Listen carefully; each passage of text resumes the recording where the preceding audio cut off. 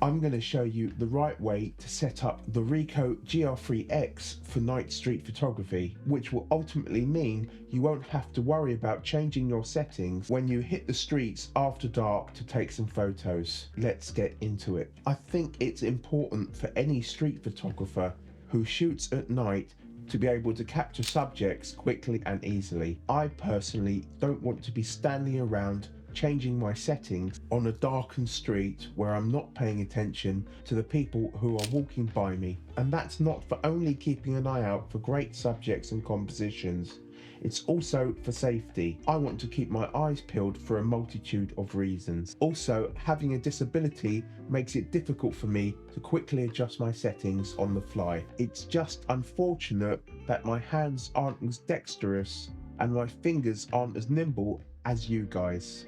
That's why I have my go-to settings for night street photography on both of my Ricoh GR3 cameras saved on a custom setting, which means that I can switch to it and go out and start shooting.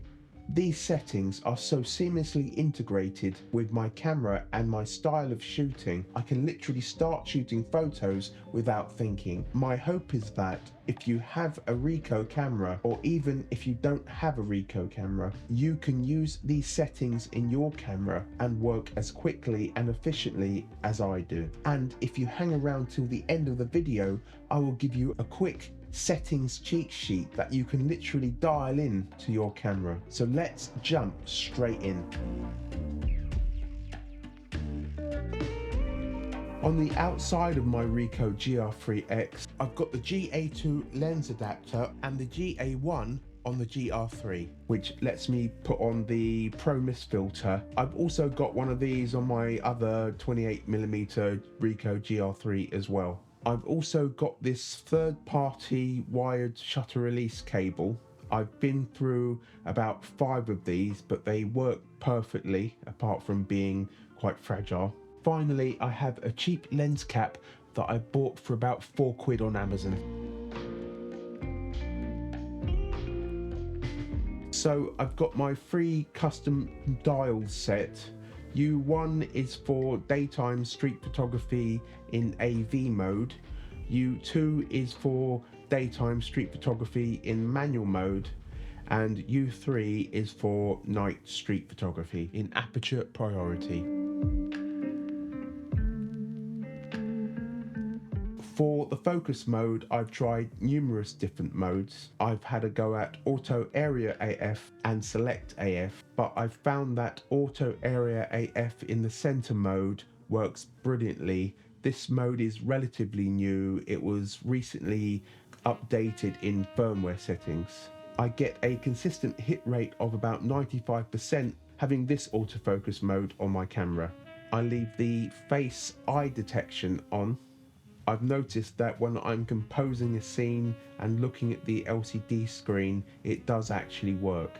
I turn off the AF assisted light. I don't need to see any green light lighting things up at night time. I have the snap focus distance set to 2 meters. However, I probably should just turn it off for night shooting, because to get snap focus distance to work, it's basically zone focusing. You need a greater depth of field for zone focusing to work. So therefore you need to use narrow apertures, and narrow apertures are used for zone focusing because they increase the depth of field, which actually increases the range of distance that you can see on the little scale on the left here. This is the range of acceptable sharpness, which gets broader with the higher the f-stop that you use, which is the range of distance within a photo that appears acceptably sharp. So because at night time I'm shooting at a very wide aperture of f2.8, I'm extremely unlikely to get any level of acceptable sharpness at 2 meters distance or any other distance. For those of you who don't know, snap focus allows you to set a specific focus distance, and when it is enabled, the camera will focus to the predetermined distance instantly, bypassing the time it usually takes to autofocus. I also have the full press snap on, however, because I'm not really using it at night time, I should probably just turn it off. I don't use focus peaking. I don't really bother with the AFC setting because I'm not tracking subjects, but it's naturally set to focus priority. I don't use manual focus, so I have the auto magnification set to off. The exposure mode I have set to AV aperture priority. If you've watched my videos, you'll know that I spend a lot of time in multi-metering mode on my Sony camera, and I'm also using the equivalent on this camera with multi-segment metering mode. And you probably know that I'm a lover of auto ISO. My lower limit is 800 and my upper limit is 6400, which covers most eventualities when shooting at night, areas that are lit up by street lights and shop lights, and also fairly dark areas as well. I have the minimum shutter speed set to 1/80th of a second. Using this camera, when I found that there is just not enough light, so the minimum shutter speed is sacrificed and I end up shooting at 1/50th of a second, I can still get fairly sharp shots. To be honest with you, it doesn't really bother me if my subject is slightly blurred. I kind of like that ethereal look. I don't use any flash on this camera. I don't think I've used program mode in any camera, so I don't use the program line feature. I'm not using the ND filter at night, but sometimes at sunset it may come in useful, so I just leave it on auto. I have the auto EV compensation set to off. I don't use the AE link and the AF point. I currently shoot in RAW, so I have this set to auto white balance, and therefore I have the white balance fine tuning turned off. This is just set to the default and I've never changed it. Obviously I have this in still mode. I think this is a relatively new feature in firmware as well, but because I'm not using snap focusing, I have the snap distance priority turned off. I'm not using macro mode. For the drive mode, I have it set to single frame shooting. I don't bother with the anti-aliasing filter simulator. The file format I have set to RAW. The aspect ratio is 3:2 and the crop is off. I don't worry about JPEG recorded pixels, and the color space is set to sRGB. The image control is set to standard. However, if I was shooting just JPEG, I would definitely be using the positive film simulation, as the photos look great. I've never changed the peripheral illumination setting. With this on, it's supposed to reduce the amount of vignetting in camera, but I think it only applies to JPEGs. I have the dynamic range correction set to highlight correction because there is always a distinct possibility of having your highlights blown out at night. I have noise reduction set to off. Shake reduction is on.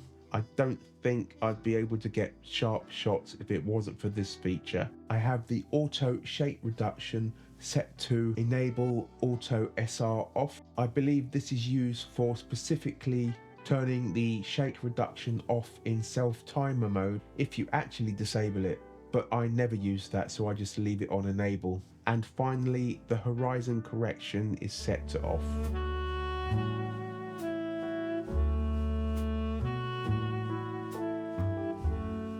I've got my M mode dial set up like this with the aperture out front and the shutter speed on the back dial. The ADJ dial is set with the image control set to setting 1, the focus modes on setting 2, setting 3 is the metering mode, setting 4 is the file format, and setting 5 is the outdoor view setting. This setting adjusts the level of brightness on the LCD screen.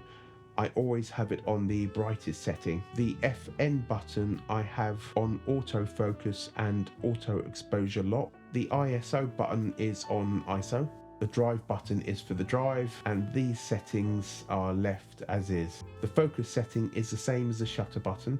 Keep AE lock is off, and the one push AE mode is set to aperture priority. I specifically set the shutter button to AF and AE lock. I previously had it on enable AF, and I found that I was missing focus on a lot of shots for whatever reason, but I've had a huge success rate just keeping it on AF and AE lock. I haven't touched the 4-way controller setting. The shutter button confirmation is off. I only ever use the LCD screen to enter custom setting details and save them. I have everything ticked on memory because you never know when you want to change any setting for whatever reason. I have very little on my LCD display. I've said it in another video, because of my disability I cannot stretch my arms out to easily see the back of the LCD screen, so when I'm shooting at night I want as little as possible on the back of the screen so I can more or less see what I'm doing. I haven't changed anything on the playback info display, and I keep the instant review off. I don't use the quick zoom, so it's set to 100%. I don't use focus magnification, so it's automatically set to on. When I am using the grid, it's 3x3. I do often look at the electronic level when I'm shooting, so it's set to level tilt. I've never changed the electronic level design, and I don't touch the flicker reduction. So these are the specific settings that I use when I'm out shooting at night on my Ricoh GRIIX. Don't forget to download that cheat sheet. Every item that I've talked about here today is listed in the description below.